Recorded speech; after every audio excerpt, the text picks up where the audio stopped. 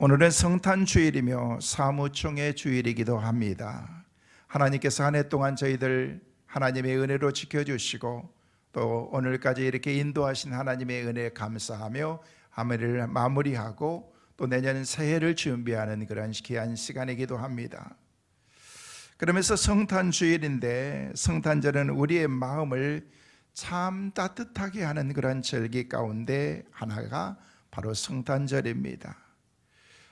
전 세계 어느 곳을 다녀봐도 성탄절을, 크리스마스를 싫어하는 사람은 아무도, 그리고 아무것도 없습니다. 모든 사람들이 성탄절은 다 기뻐하고 다 좋아하는 그런 절기 가운데 하나입니다. 왜냐하면 이 땅에 만왕의 왕으로 오신 예수님이 태어나신 날이기 때문에 그렇습니다. 예수님이 이 땅에 오신 것은 분명한 이유가 있어서 우리 주님께서 이 땅에 오신 것입니다.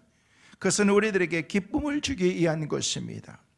예수님의 생애를 두 가지로 우리는 요약해 볼 수가 있습니다. 위로는 하나님께 영광이고, 그리고 이 땅에 살아가는 우리들에게는 기쁨과 평강을 주시기 위해서 우리 주님께서 이 땅에 오셨다라고 그렇게 말씀하고 있는 것입니다. 그래서 누가는 누가복음 2장 13절 14절 말씀에 천사들의 소리를 이렇게 기록하고 있습니다. 같이 보시겠습니다. 호련히 수많은 천군이 그 천사와 함께 하나님을 찬송하여 이르되 지극히 높은 곳에서는 하나님께 영광이요 땅에서는 기뻐하신 사람들 중에 평화로라 하니라. 여기 말씀 보니까 하나님께는 영광이 되고 이 땅에 살아가는 우리들에게는 기쁨과 평강을 주시기 위해서 우리 주님께서 이 땅에 오셨다라고 말씀하고 있는 것입니다. 또 자신을 잊으신 채 사람들에게 평안과 기쁨을 주시기 위해서 모든 것을 다 희생한 것이 바로 우리 주님의 사랑인 것을 볼 수가 있습니다. 여러분, 우리가 어떻게 하면 우리도 예수님처럼 살아갈 수 있을까요?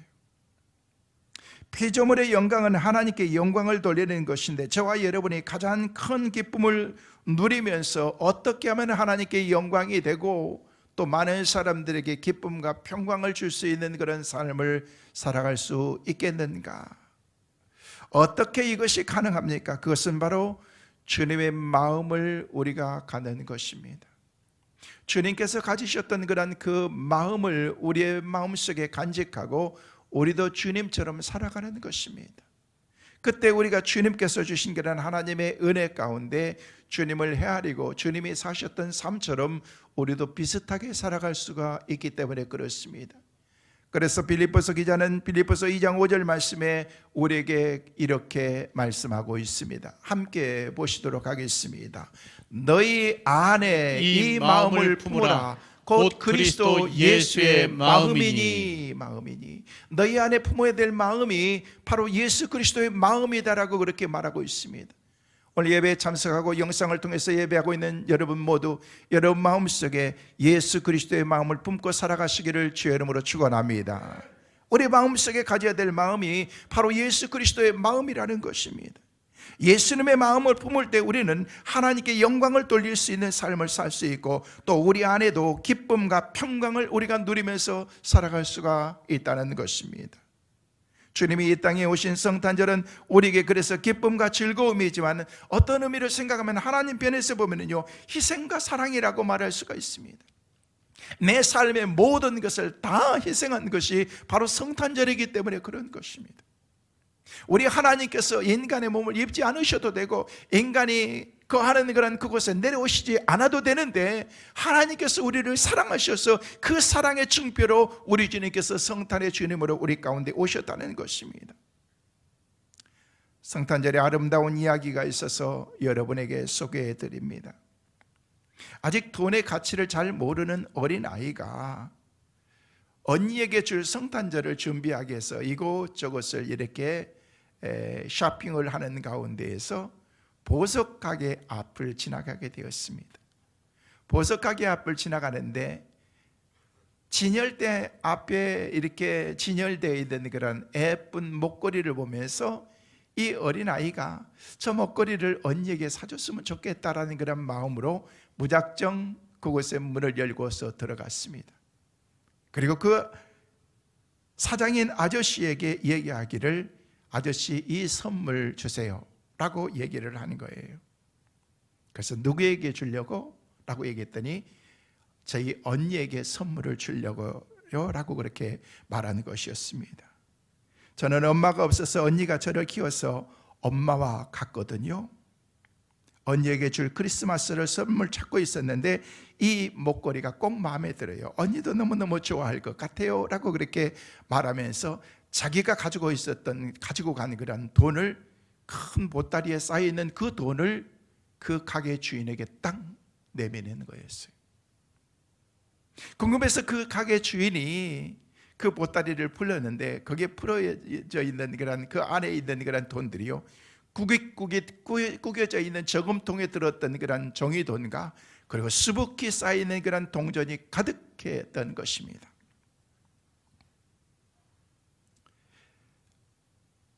이 소녀는 자기가 가지고 있는 그런 그 돈 전부를 저금통을 깨서 언니에게 줄 선물을 사기 위해서 그곳에 갔던 것입니다. 이 어린아이는 그 목걸이가 얼마인지도 몰랐던 것입니다. 그 얘기를 들었던 그런 그 가게 주인이 목걸이에 달려있는 그런 그 금액 달려있는 그런 그것을 가격표를 살짝 띄고서 이 소녀에게 그 줄 선물을 싸기 시작합니다. 예쁘게 포장을 하면서 그래 이 돈이면 이 목걸이를 살 수 있어 라고 얘기하면서 그 목걸이를 예쁘게 포장해서 그 어린아이에게 선물을 준 것입니다. 그런데 성탄절 이브에 한 젊은 여인이 가게에 들어서는데 손에는 소녀에게 팔았던 그 목걸이가 들려 있었던 것입니다. 그러면서 그 주인에게 이렇게 얘기하는 거예요. 사장님 혹시 이 목걸이 이곳에서 팔았나요? 네, 팔았습니다. 이게 진짜인가요? 네, 진짜입니다. 혹시 누구에게 팔았는지 기억하고 계십니까? 물론이지요. 이 세상에서 마음이 가장 착한 소녀였지요. 혹시 가격이 얼마지요? 주인에게 물었을 때 값을 얘기하자 그 여인은 깜짝 놀랐습니다. 그러면서 이렇게 얘기합니다. 내 동생에게 그럴 만한 돈이 없었을 텐데요 라고 말하는 것입니다. 그 소녀는 누구도 지불할 수 없는 아주 큰 돈을 지불했습니다. 자기가 가지고 있는 전부를 저게 지불했거든요. 가게를 나가는 그 여인에게 두 눈에서 감격의 눈물이 흘러내리기 시작했습니다. 보석가게 주인 아저씨의 눈에서도 사랑함에 벅찬 감격의 눈물이 맺혔습니다. 보석보다도 소녀와 언니와 그 가게 주인 아저씨의 아름다운 사랑이 더 빛나고 있었던 것입니다. 세상은 사랑이 있어서 이렇게 아름다운 것입니다. 정말 아름다운 이야기입니다. 소녀의 그 모습도 아름답고 언니도 아름답고 보석가게 주인도 참 아름답습니다. 바로 하나님께서 우리를 위해서 아낌없이 모든 것을 다 주시기 위해서 우리 주님께서 우리 가운데 오신 것입니다. 그리고 가지고 있었던 송두리째 보따리를 다 풀어서 우리에게 모든 것을 다 내놓으신 것입니다. 이게 바로 하나님의 사랑인 것입니다. 하나님께서 우리를 사랑하셔서 가정 낮고 천한 것으로 우리 주님께서 이 땅에 오셔서 우리를 위해서 모든 것을 다 희생하셨다는 것입니다. 그분이 바로 성탄절의 주인인 것입니다. 사랑하는 성도 여러분, 오늘 지금 나오신 여러분 모두가 다 우리 주님께만 영광 돌릴 수 있는 귀한 성탄절 꼭 되시기를 주의 이름으로 축원합니다. 여러분, 크리스마스는 과연 누구를 위해서 있는 것입니까? 사람들이 갈수록 크리스마스가 왜 있어야 되는지, 누구 때문에 있어야 되는지 알지 못하면서 많은 사람들이 살아가고 있습니다. 그래서 그런지 우리 주위에는 예수 만나는 사람들도 드물고 예수를 온전하게 닮아가는 사람들이 점점 없는 것을 볼 수가 있습니다. 우리 한국 교회 안에 1000만 성도들이 있다고 얘기하는데 정말 1000만 성도들이 모두가 다 주님을 믿고서 주님을 온전하게 의지하면서 주님을 닮아가는 사람이라고 하면요, 우리 주위의 모든 상황과 환경은 다 달라질 것입니다. 그런데 많은 사람들이 예수를 믿고 있다고 얘기하지만은요, 정말 주님을 온전하게 믿으면서 주님의 그 은혜 가운데서 주님을 닮아가는 사람들이 얼마나 있겠는가 생각해 본다는 것입니다.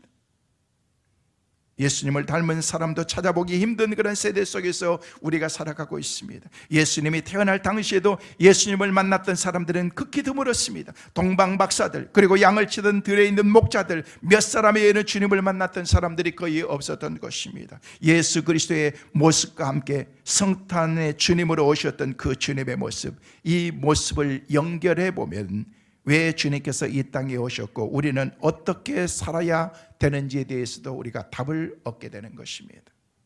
사랑하는 성도 여러분, 성탄절을 맞이하면서 우리는 질문해 봐야 됩니다. 내가 어떻게 하면 예수님을 닮아갈 수 있을까? 그리고 어떻게 하면 예수님을 따라서 우리가 예수님이 살았던 그런 삶처럼 우리가 살아갈 수 있을까? 그 답은 하나입니다. 예수님을 바라보는 것입니다. 오늘 예배하는 사랑하는 성도 여러분, 그리고 이 영상을 통해서 곳곳에 예배하고 있는 여러분 모두가 다 예수님 닮아가기 위해서 예수를 바라보는 은혜가 우리 모두에게 있게 되시기를 주의 이름으로 축원합니다. 믿음의 주요 온전케 하시는 예수님만 바라보는 우리 모두가 되어야 된다는 것입니다. 물론 우리가 신앙생활하면서 날마다 주님을 바라봅니다. 지금까지도 그렇고 지금도 그렇고 앞으로도 그럴 것입니다. 그러나 새해 2022년에는요 더욱더 주님만 바라보면서 온전히 주님을 의지하면서 살아갈 수 있는 축복의 은혜가 우리 모두에게 있게 되시기를 다시 한번 주의 이름으로 축원합니다. 코로나 팬데믹 상태가 장기화되면서 많은 사람들이 너무너무 힘들어하고 있습니다. 전 세계의 모든 삶 가운데에서 우리의 삶을 위협하는 그런 코로나의 그런 상황 가운데서 우리가 살아가고 있습니다. 많은 교회와 성도들이 힘들어하고 있습니다. 자영업자들이 힘들어하고 있습니다. 식당도 마음대로 갈 수가 없습니다. 모임도 우리가 가질 수가 없습니다. 이런 때에 우리를 온전케 하시는 예수를 바라보았으면 하는 그런 소망과 마음으로 기도하면서 오늘 본문의 히브리서 12장 2절 말씀을 중심해서 2022년 한 해는 우리를 온전케 하고, 이 온전케 한다는 것은 우리를 회복하게 하고 다시 우리를 온상복귀시켜 주시고 하나님의 놀라운 은혜 가운데서 새롭게 살아갈 하나님의 은혜를 바라보는 한 해가 되었으면 좋겠다라는 그런 마음으로 온전케 하시는 예수를 바라보는 교회라고 2022년 교회를 정하게 되었습니다. 사랑하는 성도 여러분, 저와 여러분이 온전케 하시는 주님을 바라보면서 신앙생활하고 날마다 믿음으로 살아가는 축복의 은혜가 있게 되시기를 간절히 소망합니다. 달리기 선수가 경주를 할 때 목표 지점을 바라보고 달려가듯이 우리가 어떤 것을 바라보고 달려가서 결국 그것을 성취한다고 할지라도 그것이 인생의 진실된 그런 가치를 부여해 주는 것이 아니라고 하면요, 그것은 아무런 가치가 없는 것입니다. 그것이 아무리 소중한 것이라고 할지라도, 그것이 얼마나 가치 있는 것이라고 할지라도 내 삶 가운데에서 정말로 주님께서 우리에게 주신 그런 믿음 안에서 진실된 그런 가치를 부여해 주시지 않는다고 하면 내 인생에 그것은 의미가 없다는 거예요. 얼마 전에 후배 목사님이 연락이 왔어요. 지방에 이렇게 목회를 하면서 한 100여일 만에 서울을 올라오게 되는데 형님을 만나고 싶다는 거예요. 그래, 와라. 사모님과 함께 온다는 얘기. 지방에서, 우리 교단에서 제일 큰 교회를 심하고 있는 목사님인데 마치 서울을 오랜만에 지방에 올라오는데 마치 해외를 가는 것처럼 그런 기분이라고 얘기를 하면서 올라왔어요. 그래서 점심을 같이 먹기 위해서 내가 미리 식당을 예약을 해놓았어요. 뭘 이렇게 사줄까 생각하다가 내가 평상시에 이렇게 종종 가는 식당을 예약을 해놓고 가서 식사를 하게 되었습니다. 근데 식당에 가서 식사를 하는데 우리는 다 잘 먹고 목사님도 잘 먹고 있는데 사모님이 그렇게 이렇게 음식을 이렇게 잘 드시지를 않는 거예요. 저는 평상시에 이렇게 초밥을 좋아해서 오랜만에 초밥집을 이렇게 예약을 해놓고 그곳에 가서 내가 좋아하니까 다 좋아하겠지라는 그런 마음으로 가서 식사를 했는데 사모님이 이렇게 식사가 이렇게 변변치 않게 드시는 거예요. 그러면서 사모님 입맛에 잘 안 맞습니까? 그랬더니 목사님 아침을 든든하게 먹어서 라고 그렇게 얘기하면서 식사를 이렇게 그냥 하고 이렇게 말았어요. 끝나면서 제가 그런 생각이 들어서 혹시 사모님 회 종류를 별로 안 좋아하십니까? 그랬더니 제가 잘 즐겨 먹지는 않아요 라고 그렇게 얘기를 하는 거예요. 내가 큰 실수를 했구나. 뭐 한두 번 밥 같이 먹고 그런 게 아닌데, 그렇게 하면서 제가 느끼는 게 뭐냐면, 그래서 저희 이렇게 방으로 다시 와가지고 차를 마시고 그러면서 제 아내에게 여보 뭐 먹을 거 있으면 좀 갖다 주라고 그랬더니 비스켓 종류, 그리고 빵 종류를 이렇게 갖다 주니까요 너무너무 맛있게 먹는 거예요. 식사를 제대로 못했기 때문에, 밥을 제대로 먹지 못했기 때문에 그것을 먹으면서 너무 맛있다고, 옛날 무슨 뭐 그 꽈배기 같은 거 그런 거 뭐가 이제 쌓여있는 그게 있는데 그걸 먹으면서도 너무너무 행복해하면서 좋아하면서 맛있다라고 그렇게 먹는 거예요. 제가 깨달았어요. 아무리 값진 것이고 내가 좋아하는 것이라고 할지라도 그것을 통해서 내가 결국 인생에 성취한 것이 바른 것이 아니라고 하면, 진실된 것이 아니라고 하면 그것이 절대 내 삶 가운데 의미를 부여해 주지 못한다는 거예요. 비싼 것이면 뭐합니까? 비싼 것이 중요한 것이 아니고 내 입맛에 맞는 그런 컵라면 하나가 내 삶 가운데 중요한 거예요. 여러분, 때로는 우리는 그런 가치를 두면서 이 가치가 얼마짜리인데 이것에 대한 그런 그 가치만 생각하면서 우리는 그렇게 살아간다는 것이죠. 이게 얼마짜리고 어떤 상황과 환경 가운데 있는 것이 중요한 게 아니라는 거예요. 내 삶 가운데서 이것이 내 삶에 얼마나 유익한가, 내 삶 가운데 이것이 내 삶 가운데서 어떤 영향을 끼칠 수 있는 것인가, 이것이 중요한 것을 우리가 얻을 때에 우리는 그 가운데서 만족함을 얻을 수가 있다는 거예요. 그러면 우리가 바라봐야 될 그런 진실된 그런 가치를 부여해 주는 그런 그 목표가 무엇일까요? 오늘 본문 12장 12절에는 분명하게 우리에게 말씀하고 있습니다. 다시 한번 오늘 본문의 말씀을 보겠습니다. 같이 보십니다. 믿음의 주요 또 온전하게 하신 이인 예수를 바라보자. 그는 그 앞에 있는 기쁨을 위하여 십자가를 참으사 부끄러움을 개의치 아니하시더니 하나님 보좌 우편에 앉으셨느니라. 예수님이야말로 우리의 영원한 생명의 근원이 되시고 영원한 소망이 되시고 영원한 기쁨과 평안과 만족이 되시기 때문에 성경은 믿음의 주요 온전케 하시는 예수님을 바라보라가 그렇게 말씀하고 있습니다. 여기 말씀 보니까 믿음의 주라고 얘기를 하고 있습니다. 여기서 믿음의 주라는 그런 그 말이 무슨, 영어에 보니까 그러니까 Founder of the faith라고 얘기하고 있습니다. Founder, 창시자, 만든 자, 개척자. 믿음을 만드신 faith, 믿음을 만드신 분이라는 거예요. 믿음의 창시자라고 그렇게 말하고 있습니다. 예수님께서 우리에게 믿음을 갖게 해주시는 분이라는 것입니다. 내가 믿음을 갖고 싶어서 가진 것이 아니라 여러 가지 환경과 상황을 통해서 하나님께서 우리에게 믿음을 주신 것입니다. 믿게 해주신 것입니다. 오늘 이 자리에 주님께서 저와 여러분을 불러주신 것입니다. 이게 바로 믿음이라는 것입니다. 예수님께서 우리에게 믿음을 갖게 해주시는 분입니다. 우리가 스스로 믿음을 가지고 예수님을 구주로 고백하고 하나님을 아버지라고 부른 것이 아니라 예수님께서 저와 여러분에게 믿음을 주셨다는 것입니다. 뿐만 아니라 예수님께서는 믿음을 온전하게 하시는 분이십니다. 예수님께서는 우리에게 믿음을 주시고 그 믿음을 끝까지 완성시켜 주시는 분이 바로 우리 예수님이라는 것입니다. 그래서 우리가 바라봐야 될 분은 어떤 분이십니까? 그는 그 앞에 있는 즐거움을 위하여 십자가의 고난과 모든 힘들고 어려운 상황을 우리 주님께서는 인내하시는 분이라는 거예요. 예수님의 즐거움은 그가 부활하심으로 만왕의 왕이 되시고 만주의 주가 되시고 온 인류를 사탄의 손에서 구원하게 하시면서 많은 형제 가운데서 맏아들이 되게 하시고 또 우주를 상속받으시는 후사가 되시며 교회의 신랑이 되시고 새 하늘과 새 땅의 주인이 되신 것이다라고 성경은 우리에게 밝혀주고 있습니다. 예수님께서 이 소망 가운데 어떻게 하신 거예요? 인내하신 거예요. 인내하신 거예요. 사랑하는 성도 여러분, 때로는 우리에게도 부끄러움과 고난이 다가올 때, 힘들고 어려운 가운데 우리가 살아갈 때도 있습니다. 그러나 예수님의 즐거움이 곧 우리의 즐거움이 되기 때문에 우리는 예수님을 바라보면서 우리도 어떻게 하는 거예요? 인내하는 거예요. 기다리는 거예요. 애타게 축복의 날을 정해놓고서 그 날을 기다리는 것처럼 우리가 성탄의 주님으로 우리 가운데 오신 가장 소중하신 예수님을 우리가 기다리는 성탄절을 기다리는 것입니다. 그리고 그분을 바라보는 것입니다. 예수님께서는 믿음의 주인이 되시기 때문에 그렇습니다. 사랑하는 성도 여러분, 한 해가 저물어 가고 있습니다. 성탄절을 앞두고 있습니다. 힘들고 어려운 시기를 보내고 있습니다.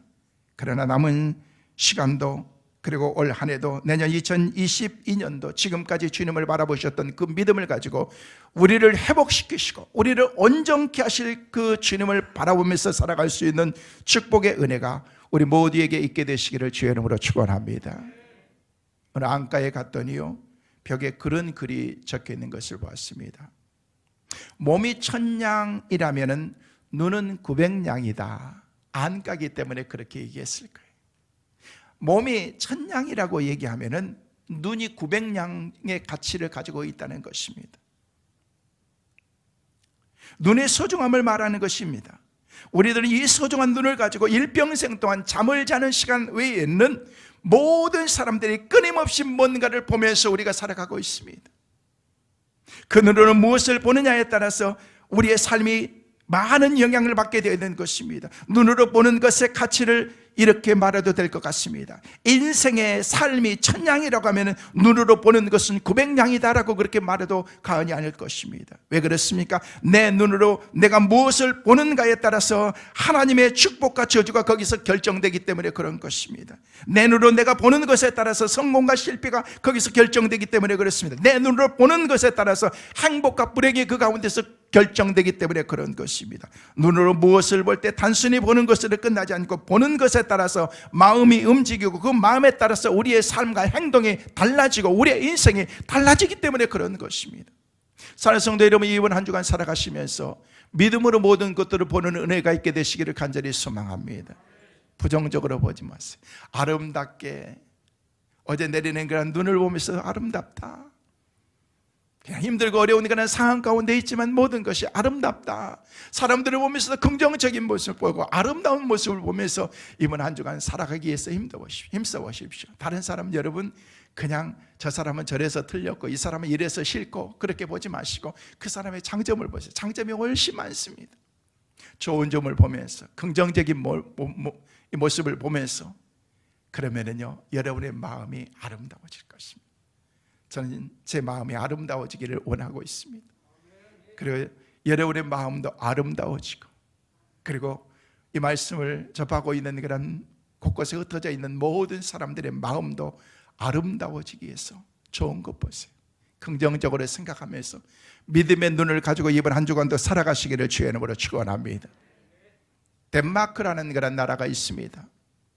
여러분, 덴마크라는 그런 나라는요, 전 세계 가운데서 참 부유하게 사는 나라 가운데 하나입니다. 행복지수가 전 세계 가운데서 1위입니다. 1등으로 행복한 나라라고 그렇게 말하고 있습니다. 덴마크 나라는요, 인구가 581만 명밖에 안 됐습니다. 전 세계 인구를 따지면요 114위에 해당하는 그런 나라입니다. 세계에서 8번째로 국민소득이 많은 52,822불이나 되는 그런 부유한 나라의 삶입니다. 그런데 놀라운 것은요, 그 나라의 한 해에 자살하는 사람이 3,000명 이상이나 된다는 것이죠. 인구 비례에 대해서 엄청난, 전 세계에서 두 번째로 자살률이 많은 나라입니다. 그러면 1위는 어디 있는가? 당연히 우리나라죠. 우리는 뭐든 1등이니까. 행복은 훨씬 떨어지지만요, 근데 보세요, 그럼 왜 지상에서 무엇 하나 부러울 것이 없고 그렇게 가장 잘 사는 나라 백성들이 1년에 3,000명 이상 많은 사람들이 그렇게 자살하면서 살아가고 있는가? 그 위에 그 사람들보다 더 앞서가고 있는 우리는 왜 그렇게 많은 사람들이 내 삶을 포기하면서 그렇게 살아가고 있는가 생각해 봐야 된다는 거예요. 이것은 인간으로서 세상을 바라보는 것은 하나도 영원한 것이 없고 참으로 우리의 영혼에 만족을 줄 수 없다는 것을 우리는 뚜렷하게 우리는 그것을 통해서 우리가 볼 수 있기 때문에 그렇습니다. 이러므로 우리가 잘못된 것을 바라보고 있을 때는요, 그것은 성취했다고 할지라도 그것이 우리의 삶 가운데서 영원한 만족을 줄 수 없다는 사실을 우리는 알 수가 있다는 거예요. 사랑하는 성도 여러분, 우리는 무엇을 진실로 바라봐야 될까요? 성경이 우리에게 말하고 있습니다. 영원한 소망이 되시고 영원한 기쁨과 평안과 만족이 되시는 믿음의 주요 온전케 하시는 그 주님을 바라보라고 그렇게 우리에게 말씀하고 있는 거예요.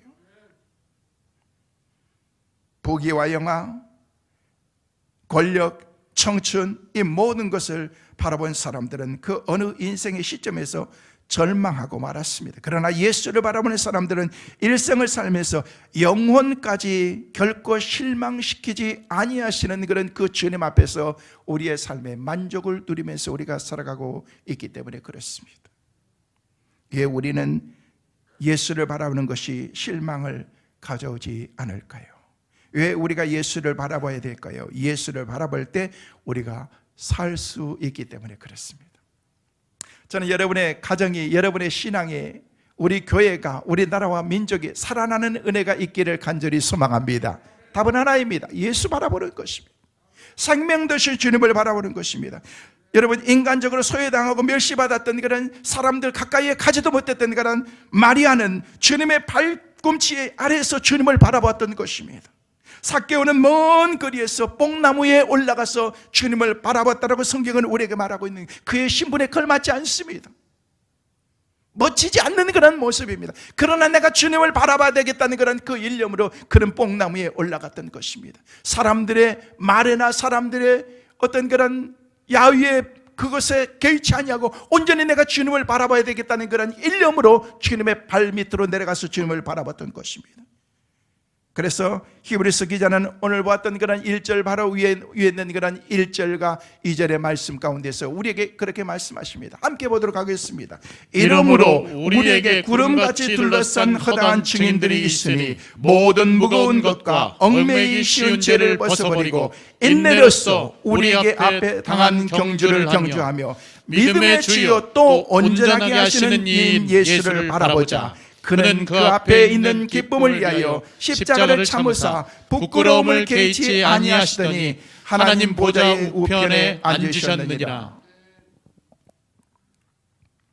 믿음의 사람들은 바라보는 대로 되는 경향이 많습니다. 여러분들이 무엇을 보느냐에 따라서 여러분의 삶이 결정된다는 거예요.